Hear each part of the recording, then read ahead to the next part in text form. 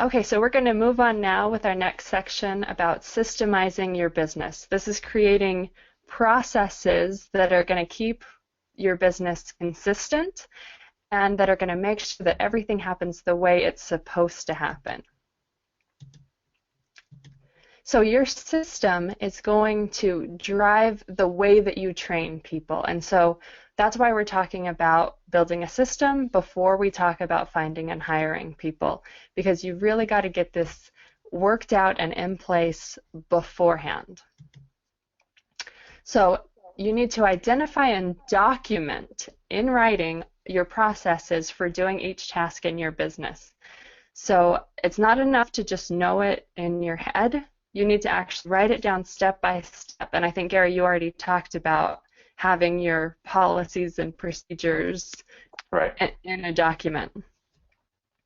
Yeah, we keep everything, and I really didn't do it until we hired. Then I realized, okay, I need to get this down in, written form so I can easily communicate it to them. It's something even after I've communicated it to them that they can refer back to and say, okay, here's how we do this. So even my wife, she handles all of the processing and the warehouse end of things. So I've gotten her to the point where she's doing the same thing with listing procedures and how to handle issues as they come up. What's the procedure when a return comes back from Amazon? You do Right. this, then you do this, then you do this, and once we've done that, then it's pretty easy to bring in anybody and teach them that.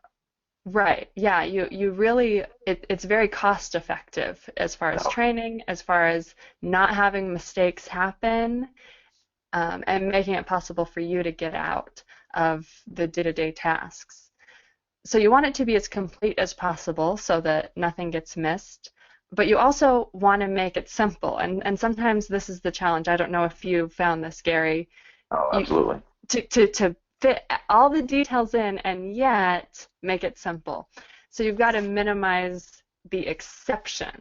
It's not, if a return comes back, 12 different things that you might do. You've got to figure Right. out the one thing that's going to be right 98% of the time and just accept that 2% error, like margin of error. Yeah, and as Right. they get better at it, as they get comfortable with that one or two options, then you can add that third one, a couple months down the road, you can add more layers to it. And that's what happens with my sourcers. Okay, I bought this, and it'll bring up an issue that hadn't come up before, that it wasn't something, like you said, you have a list of 50 different issues when you source decisions that you're making on the spot. And if you try to do all that in a document, it's going to overwhelm them. But as they experience it live in the field, then it's an opportunity to bring that up and to clarify. Right. Yeah. So if you have, those rare things that are going to be outliers, the procedure can be set that aside and I'll look at that. And then over time, you teach them what to do with it so you're not looking at it anymore. Yep. Um, Yeah, we do that all the time. Just set it aside and tell me about it, and we'll fix it. We'll figure right. it out. So then once you document your process, I strongly recommend you have somebody else work through it step by step.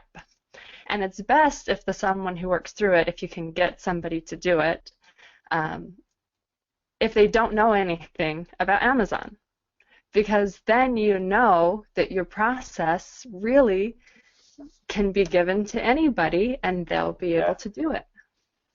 Yeah, because most likely anybody you hire is not going to have experience with Amazon. So that's a great point to make somebody who has nothing to do with Amazon and no knowledge of it go through something like that. Right.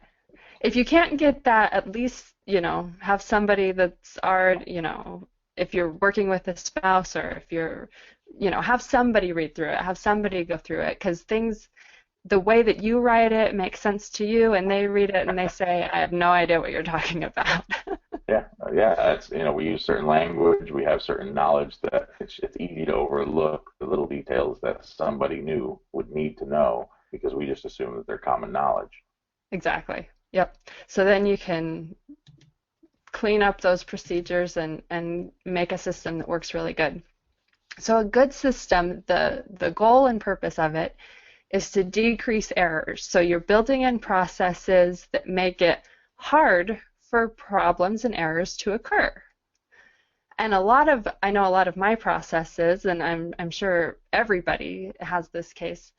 You increase you find a new procedure to put in when an error occurs. So you look at it and you say, why did this happen? How can we prevent it? And then you change your process. Okay, your system's also going to decrease frustration for you and your team because it'll be clear what needs to happen and they'll know what you want and be able to actually do it. You can allow your team to work more autonomously because since they have this system, you don't have to be there walking them through every step every day. It'll also give you a sense of control over your business as you bring other people in because this is your system and your way of doing things. And it'll increase the efficiency and profitability of your business. So you have to have a defined system before you can teach it. And you want to try and build yourself out of the process. So every time that you're looking at your procedures and you see that the next step is to ask me about this or give this to me to look at, that might be fine for starting, and in fact it might be necessary. But Right. over time, you want to fill that in with the procedure for them to just handle that exception on their own. Right. Yeah, and that's I think that's an incremental process. I think it's almost Hmm. impossible to do that right off the right out of the gate, but it's as quickly as possible. You want to gradually, kind of like you said with your remote team, where you train them and then you were getting so many calls, and then it just gradually has decreased to almost nothing. And that's what you want to get every business owner. I don't care if you own a pizza parlor or Amazon business, you're going to have calls from employees about an issue that came up that they don't know how to handle. So you're never going to build yourself out completely, but our Right. goal personally is to do it so get to the point where we can be anywhere in the world, and they can still contact us by phone or Skype or whatever, and we can still run the business without much of a blip, even if they have a question about some of the processes that they didn't understand at first. Right. Exactly. So I mentioned before Brett Bartlett, who did the proven sourcing course and has built an amazing team. So I talked with him about some questions and things on this topic. So we're going to be interjecting some of his tips throughout the course. So the first one here, he says, I spend the majority of my time building systems of communication and pouring information into team members. Our business is only successful if I can transfer the knowledge in my head into our team. So you see here that, initially Brett was working in his business. Now he's managing his team, and his job is all about communicating and teaching that system to them. Yeah, it's a great quote. I mean, that's where most business owners, and that's kind of the E-Myth concept, right? If you read the E-Myth book, Right. it talks about, moving yourself out of the system and spending your time running the business. Exactly. Yep. Okay, so the next thing we're going to talk about is your workspace, because where you're working and what that layout is will affect the exact processes that you need in some ways. So think about, where is your team going to work? Is it going to be at your house, someone else's house? Are you going to rent an actual office or warehouse space? And what's that going to look like?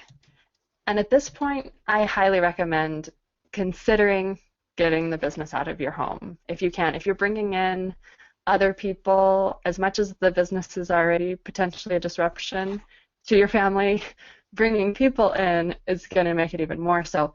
Unless your team is maybe going to be working from their homes, which I've heard of a number of people doing successfully, where they have someone who they send their inventory to someone else's house and they Yeah, handle it. So there's lots of options, but this is a good transition point. If you need to make a change in the workspace, do it. Yeah, and I know on the flip side of that, I have a lady in our mastermind group who has kind of committed to the fact that she never wants to not be in her house. She wants to be out of her house, and she has I think 6 or 7 people who help her out, and they run the whole thing. So, I mean, it really is a personal preference thing. I agree. I recommend getting the business out of your home completely. But if that's just not you, she likes working from home, and she doesn't want to have to go anywhere else, and she doesn't want to have to go manage anywhere else, even if it's only for a couple hours a week. She likes having everything there, and that works for her. So, it's a personality thing, and she has the space. So a lot of times people don't even have that Yeah. option, because if you want to grow your business, you're going to need more space, and if you need more space, you're going to have to get it out of the house. But Yeah. Well, and that's a really good point. I mean, we make recommendations, other people give advice based on what's worked for them. But the whole point of running your own business is to run it the way that it works for you. right, So, if that's working for you, you should do that. But if something in your business is stressing you out and not really working for you, then find the solution to change that, because it's your business and right. you've worked so hard for it. It should be what you want it to be. Okay, so now we're going to talk about in detail my system that I've used in my office that we used with this other company. As an example, I don't want to suggest, like I was just saying, that you have to do everything just like I'm doing it. Gary's going to share examples of how he does things probably very different from how I do them. We want to give you as many ideas about how to set up a system so that you can figure out, first off, all the things you need to think about that you might not have been thinking about, and then potential solutions for those. So, this includes the workspace arrangement, which I have a very specific workspace setup that I use. And then we have kind of 3 main sections and processes, and that's our processes for receiving inventory, prepping inventory, listing and shipping, and then we'll talk about how we do buying, and then the daily routine that we have set up. And like I said, that last point just said, use the parts of the system that work and make it what you need it to be for your team. So our workspace is just set up in 3 different physical areas. And so in my office, the space we rented just happened to be built where there's 3 separate rooms, and it just flows really well that way. With this other company, it's just a big open warehouse, and it's just 3 different areas. But we have the area where we receive inventory and things are stored until they're checked in. Then the area where everything gets prepped and there's all the supplies handy and ready to go there. And then the area where we're listing on the computer and shipping things out.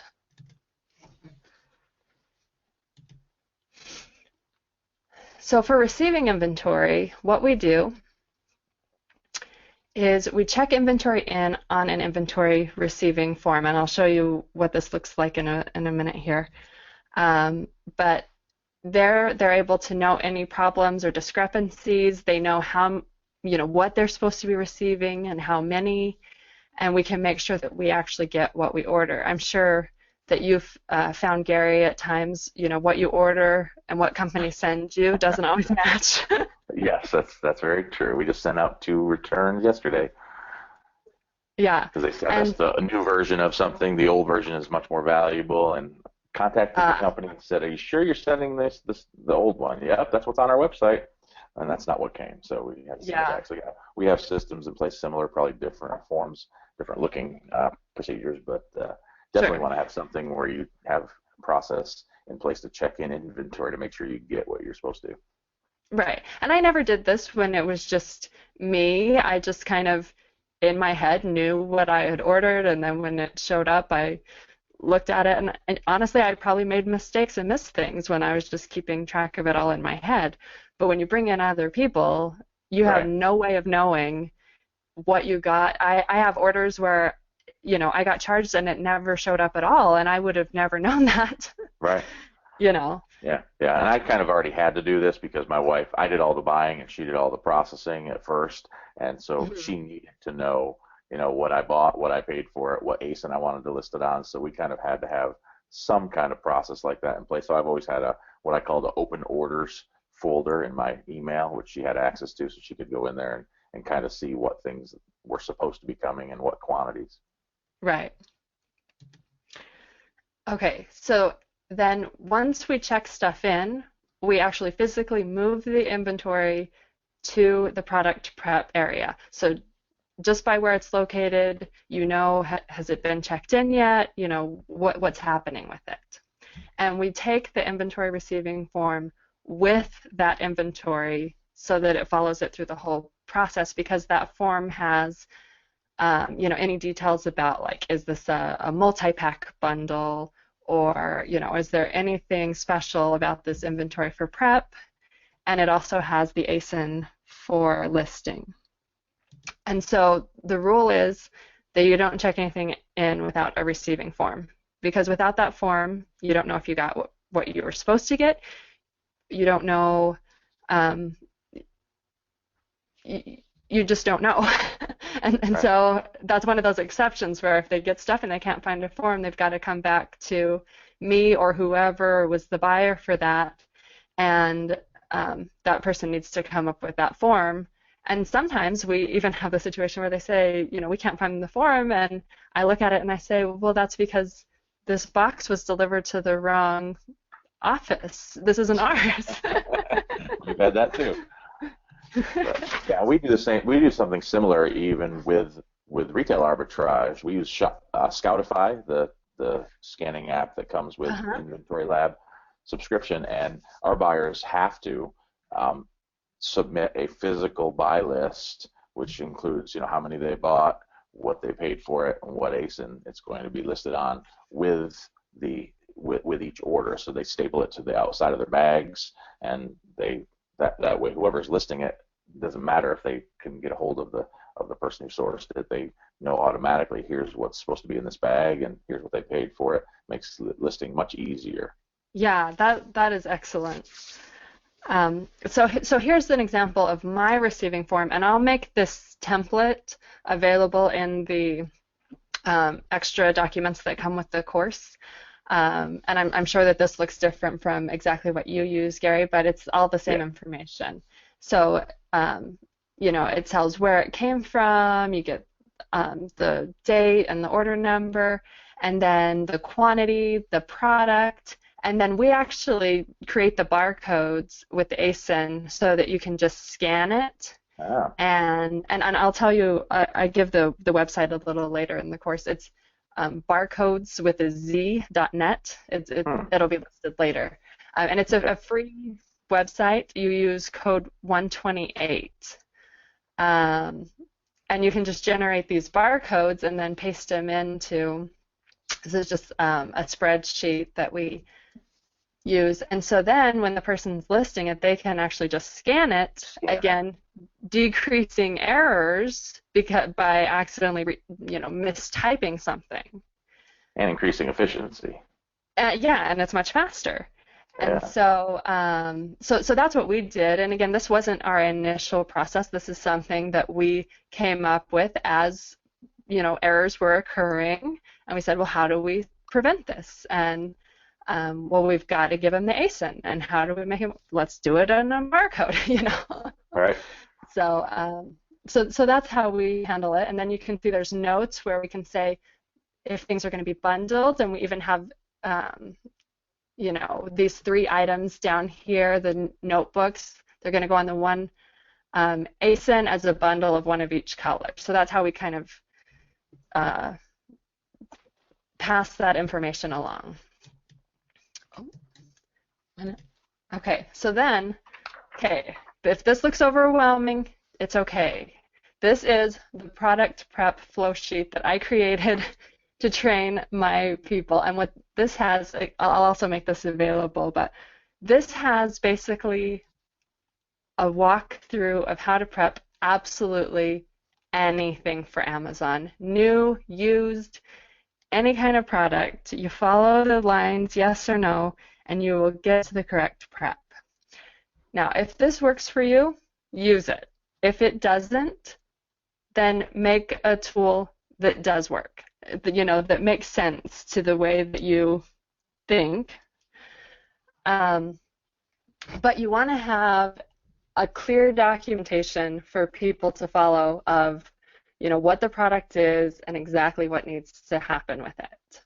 And we do, new products, we do used products, things that expire, things that, may be in packaging or not in packaging. So we were really trying to cover every contingency here. Yeah, that's a pretty detailed flow sheet. I could see making, even starting out with one that's a little more simple, um, that's less, that has less stuff there, kind of like we talked about earlier, where you're not hitting every single possibility.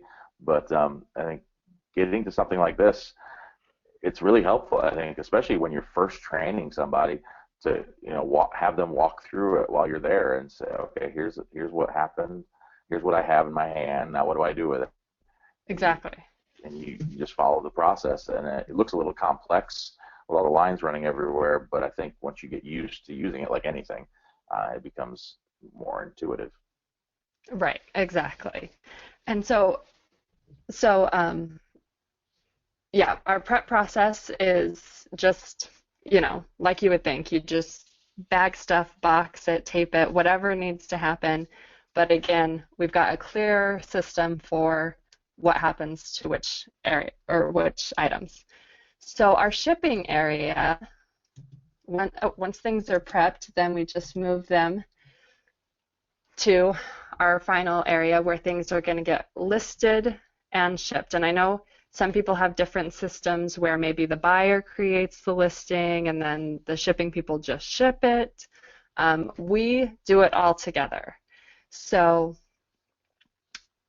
the receiving form again comes with the products, and we put the products on shelves that have labels. If it's new, if it's used in various grades, collectible various grades, and we have our people list those items together as the condition, because we found that without that, it was easy to forget to change which condition you were working with, and things got mislabeled. So we said, okay, we'll deal with it all together.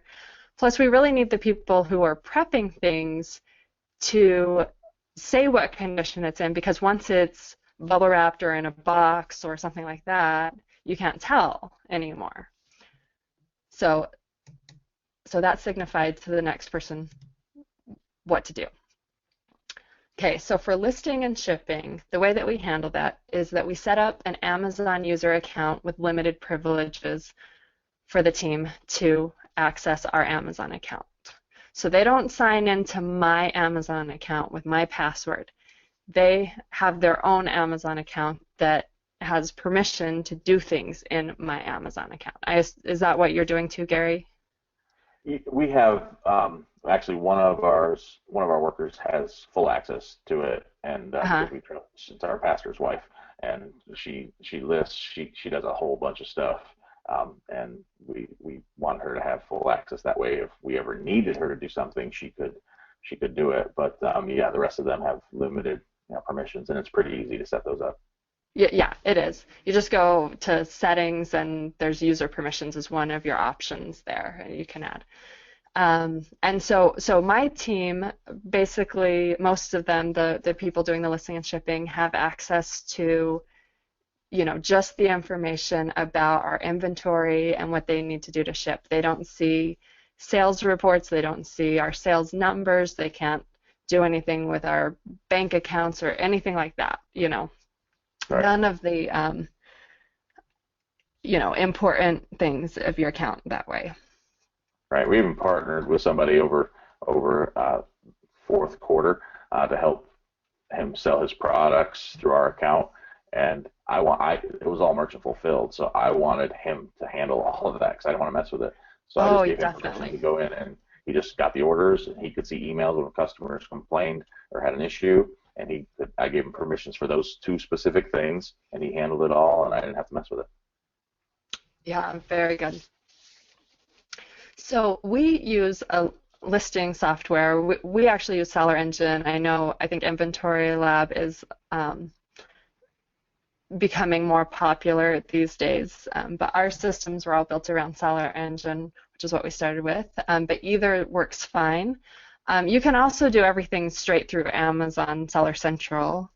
We found that it was more efficient for us to use the listing software because, we could scan or type in a product code and, really just set a few things, hit enter, and it was listed and put in a shipment all immediately. Um, and so that was much more efficient for us. Yeah, if I can't imagine not using listing software now. It took us a while because, like I said, my wife does all of that for us now, and she was just used to the system in Amazon. And but once she tried Inventory Lab, it's a little bit of a learning curve, but not much. And she loves it. She wouldn't go back now. Yeah. And so again, our system is that our software has repricing rules and it automatically prices the item for us. So we didn't have to teach our people how to price stuff. Now, if we wanted to, we could also have put the price on that receiving form that would go with the product. Or you could come up with some sort of rules that they're going to follow for how to price. How do you handle that, Gary? We have I basically put a price on the intake sheet, and so based on what it was currently selling for when I bought it, and then I have one of the women reprices for me, and I've given her some parameters to reprice. So we kind of set our floor at the 50% ROI level, Hmm. and depending on competition and rank. So there's some things that we've tweaked along the way. Again, it's one of those systems that you can't teach every detail to. Right at the beginning because it'll overwhelm them. But I gave her some basic parameters for most of our products. And then I told her if you have an issue with something that you just aren't sure about, just send me the ASINs for those items. I'll look at them. And that's how we kind of educated her without overwhelming her and having her try to think too much and make mistakes. So, but we have a person who reprices for us now. It's a huge time saver because we're selling a lot of clothing and shoes, which are sometimes onesies, twosies, and it gets really overwhelming trying to reprice yourself. Oh, definitely. That was one of the first things I did long before I even hired somebody was I started using repricing software. I know some people don't like it. I love it because I sell so many things that I have thousands of ASINs. And so and a lot of them don't have a large quantity that it's worth spending a lot of time on. So I set my Right. minimum prices. I'm careful about the rules that I set and the time that it saves me is worth, any small degree of price difference from what I would have personally chosen.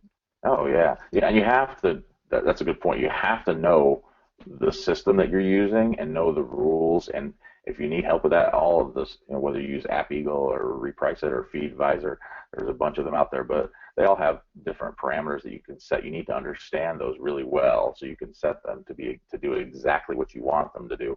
If you don't do that, if you don't really understand them, you can make some mistakes that can cost you. Yes, yes, that's very true. Like I said before, we provide the barcode for the ASIN on the receiving form, so they just scan that off of there, and that makes sure it gets on the ASIN that we intended it to. Because if you just look up a product or you just scan even the UPC code, sometimes that maps to a very different listing that may have a very different rank or price, um, and things don't work out the way that we planned. So we want it Right. on the listing we planned. And you said you do the same thing by providing Yeah. those. We do. I mean, I taught my wife, how to list and everything, and she would still, on occasion, it's easy with Inventory Lab. That's one of the things I don't like about the listing service is that sometimes the option that you wanted it listed under won't pop up when you scan it. So Hmm. you have to, if it's a multi-pack or a bundle or something like that, it might not pop up. So it really helps them. Like we just bought something the other day that I just put on the buy list that was a 2-pack. So they would have received them. They're both listed individually. So if they scan them individually, she could have listed them on individual listings, but it's a better payout to list them on the 2-pack, better rank, better payout. And so that's what I wanted. So I just put that note in there and put the ACE in, and it makes it very simple. Yep. Okay, so the next step, obviously, pack up boxes, print shipping labels. We don't have anything too special about how we do that. And then they schedule UPS to pick up the boxes. When I first started, I would come and pick up the boxes and drop them off at UPS every day. Yep. And quickly I realized I needed to build myself out of the system. And it's, way worth the $10 a month or whatever it is I pay for them to just come. Yeah, and they have a smart, is it called Smart Connect? I forget what it's called now. We use that for a year, and they give you free UPS pickups for a year with this. I think it's UPS. Yeah, I think it's called Smart UPS Connect. If you go to Connect. upsconnect.com, then yeah, you can get that free for a year. So now we've exceeded our year, but it's still just super cheap compared to trying to arrange it otherwise. Yeah, it's well worth it. The gas and time that you spend running to the UPS store, plus the Hmm. wear and tear on your back. Yeah. Okay. So then we have a reference sheet available that tells them how to handle all the common exceptions that might happen when they're listing or shipping something. So if it pops up that something's hazmat, or restricted in some way, or if it's missing the dimensions, so Amazon doesn't know the size of the product and what warehouse to send it to. I assume Inventory Lab pops up with some sort of error with that, Gary. Is that right? My wife does all the listings, so I'm honestly not sure. Well, yeah. I know Seller Engine does. I would have to imagine Inventory Lab does also because it won't know what to do with it. It's like when you Right. list directly through Seller Central, and you go to make the shipment. It has little fields there where you have to put in the height, weight, or the Right. height, Yeah. length, and width I before know you I've can seen move on. that on occasion where they've asked for the dimensions because they won't let you list it otherwise, but I don't know about the others, honestly. Yeah. So whatever the case, whatever your system is, whatever exceptions you encounter on occasion through that system, um, have a reference sheet where they don't have to necessarily memorize ahead of time, but they can just, oh, this happened, let me just look here, and it's going to walk me right through it. Okay, so then communication between our team.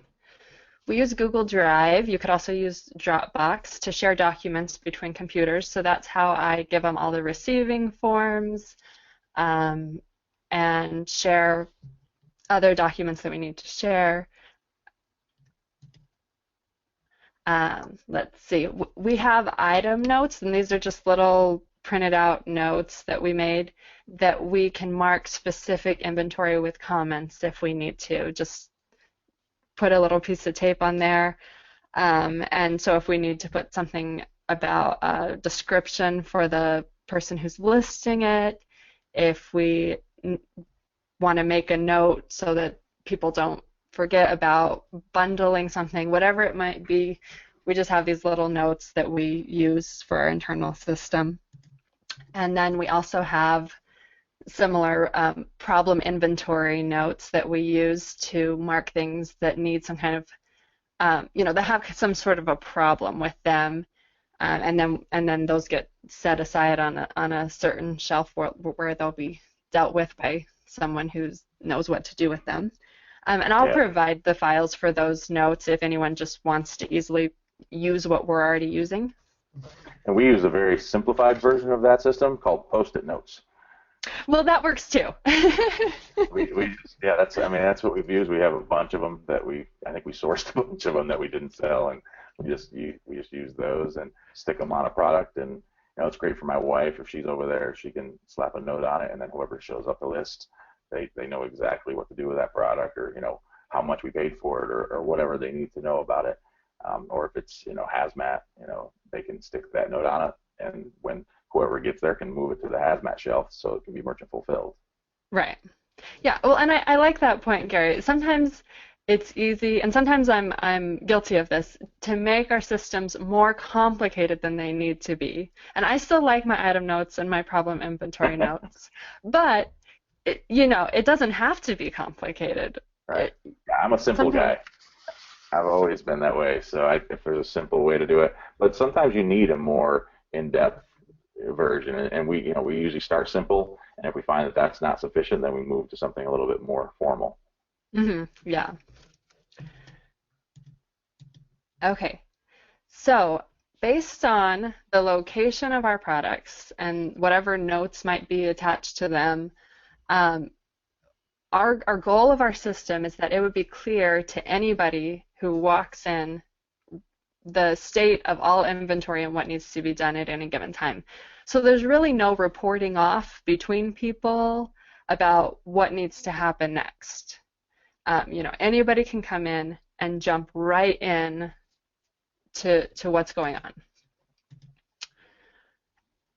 And then we also have a shared email account that we use to send instructions to our team. And this is just the same email account that we used. It's a Gmail account. We use that to set up their Amazon user account. But then I can send them, additional instructions and things if I want to. So here's a quick tip from Brent about the challenges that he faced with his team. He says the biggest problem is communication channels and training. We solve this by appointing quarterbacks or leads that are in charge of all training and communication. All I have to do is make sure our quarterbacks understand the situation, and it's their responsibility to communicate it to the rest of the team. So again, communication and a system for making that work. Yeah, and that comes after you've had them in place for a while. And once you're ready to hire extra people, if you only have two people working with they're going to be the quarterbacks and leads of Right, their you're own going to tell both section. of them. You're not going to say, I'm always going to tell this person, and they tell you. Right. So, but we do have somebody now who, if I needed somebody trained in sourcing, I would send them to, depending on which store it was, depending on which type of store it was, I would send them to a person on our team who knows that very well. And that's a very good point. So as we bring on more people on our team, that's something that is a next step for us. Right, yeah. Okay, so the last part of our system that I want to share is just our daily routine. Um, and so they know that each day when they first come in, they're supposed to check the email so that they know if I sent them any special instructions about what needs to happen that day or any changes to what they might normally expect. Then they check for Amazon merchant fulfilled orders and eBay orders that they need to actually send out. And then they just jump right into processing whatever inventory is currently in the office, and then they make sure that they schedule the UPS pickup if they need it that day. And so because they have this routine, our merchant fulfilled and eBay orders always get processed in a timely manner. We never forget about them. And I always know that they're going to check my instructions before they start doing stuff. So if I need to say, hey, this inventory that got sent in, I don't want processed right now for whatever Right. reason, they're going to see that before they do it. Yeah, you buy some clearance stuff after Christmas time that you don't want to be sent in until August. You don't want them to just send it in January and Exactly. incur the long-term storage fees in August. Right. Yeah. And but I also know that they check the email first thing, and they may or may not check it later. So if I send something later in the day, I either text them with my instructions later, or I send a text saying check the email. But Right. but I know what to expect, and they know what to expect, and that's the key. Yeah, we don't do that daily email primarily because my wife's over there every day still. We are just getting ready to leave on a 12-day trip where we're finally, for the first time, putting the whole business in their hands completely. We won't even be around to ask questions because we'll be off kind of we'll be on a cruise, so we'll be kind of off the grid, and we literally can't be contacted by them, so they'll be on their own. So it'll be really cool to come back and see a smooth running business still. Yeah. Yeah, that is a really great test. And anything that goes, any problems they have, you'll be able to work them right out and then, smooth sailing. Yeah. Yeah, I think it'll help us fine tune the system. I mean, doing that, being gone, they'll encounter some problems probably, but they'll either figure out a solution or they won't, and we'll Or know it'll that wait that's a something that, week. Yeah. yeah, that's something we have to address when we come back. But it'll be something that helps us to further, smooth out the processes. Exactly. Yeah. And I will say that I don't send an email every day. I just send an email when I need to. But they always check to just see. Okay. So once you have a system in place, it's time to find a team to work it.